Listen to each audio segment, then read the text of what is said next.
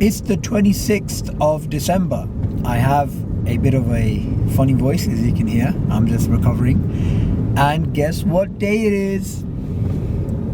Darwin Mass. You guessed it right. So what are we discussing today on Darwin Mass? I was reading this morning an article that Richard Dawkins is scared of other atheists. Alright, I'm just adding a bit of masala, I'm just adding a bit of spice, right? So what it is he's actually scared that if we get rid of God, that will sort of give people the license to do some really horrendous things. Thanks, Sherlock. We've been saying that for a long time. We've been saying that for dog's years. That firstly, you atheists have a very bloody history. Secondly, if you get rid of the idea of God, then where do morals go? Morality basically makes no sense without God. Morals without God cannot be explained. They can only be explained away. So, congratulations, at least you have something in common with us. So you're coming closer somehow to the truth. However, what I would say to you is you still do not need to speed up. Do some Darwinian selection right there. Just beat him. Okay, what was I saying? Got distracted by Darwinian competition.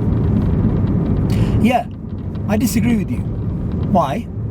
Because your statement that if you get rid of God, you know, people are going to may do some horrendous immoral actions. Yeah, I agree with that myself, but from your perspective, there is no morality. Morality is a social construct, is something which has a biological origin shaped by culture, and therefore it's an illusion. It doesn't exist.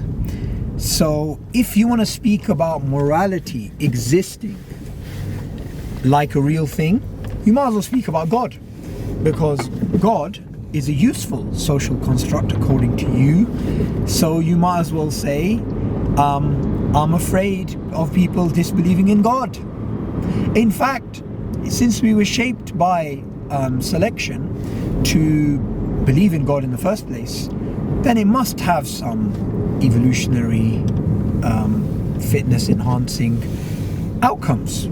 Isn't that right, Mr. Dawkins? So what's the point of arguing against it? In fact, if you're scared of people becoming immoral and doing horrific things if they become atheists, then what's the point of writing The God Delusion or River of Eden or the rest of your books? In fact, isn't Darwinism undermining Darwinism? If its constructs are correct, that we came to believe in God because of its supposed benefits from an evolutionary perspective, social cohesion or whatever, and now atheism by its proponents like yourself is spreading in the Western world, and that is undermining reproduction. In fact, atheists have the least amount of kids, right? Religious people have way more kids, and you should really be speaking about that, because that's something which you can speak about in a coherent way. You can't speak about morality in a coherent way, but what you can speak about is reproduction, because according to you, the highest rationale is survival and reproduction. So you should be speaking, well, this is the statement that you should actually be saying. You should be saying, I'm afraid people aren't having kids, and genes aren't going to be, carried on to the next generation. Anyway, hope you guys enjoy this Darwin Mass presentation, and I hope to see you guys tomorrow, inshallah, God willing, for another wonderful video about Darwin Mass. I am just driving up to go pick up some parathas.